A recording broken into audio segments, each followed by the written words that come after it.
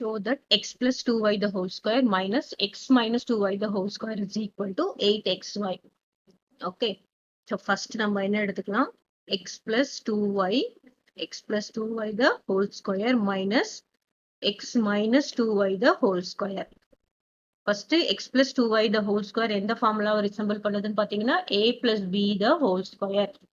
a plus b whole square is equal to a square minus a square plus 2ab plus b square.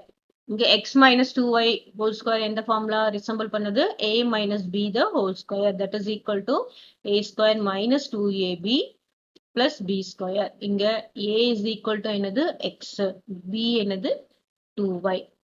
இப்போ நம்ம substitute பண்ணலாமா? x plus y the whole square என்ன வரும் பாத்தீங்கன்னா x square plus 2 into a ஓட value என்னது x, b ஓட value என்னது 2y plus y square ஓட வேல்யூ என்னது 2y the whole square.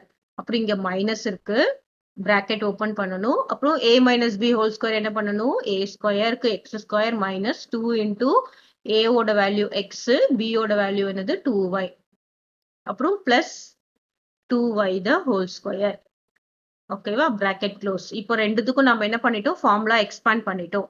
இப்போ என்ன வரும்? x ஸ்கொயர் plus 2 into 2 என்னது 4, x into y is xy plus இங்க என்ன வரும்? 4y square minus bracket open பண்ணிட்டோம். இங்க என்ன வரும்? x square minus 4xy plus 4y square. இப்போ நெக்ஸ்ட் ஸ்டெப் என்ன பண்ணணும்? x square plus 4xy plus 4y square. இங்க மைனஸ் ஆல மல்டிப்ளை பண்றோம். Minus into x square is minus x square. Minus into minus இங்க என்ன வந்துரும்? பிளஸ் வந்துரும். Plus 4xy.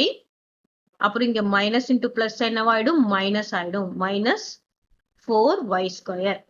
இப்போ பாத்தீங்கன்னா என்னென்ன கேன்சல் பண்ணது பார்க்கலாம். x ஸ்கொயரும் மைனஸ் x ஸ்கொயரும் கேன்சல் ஆயிடும். 4y ஸ்கொயரும் minus 4y square cancel ஆயிடும். கேன்சல் ஆயிடுனா என்னது? ரெண்டுத்தையும் மைனஸ் பண்ணா 0 ஆயிடும். ரிமைண்டர் என்ன இருக்குன்னு பாருங்க. 4xy plus 4xy that is equal to 8xy.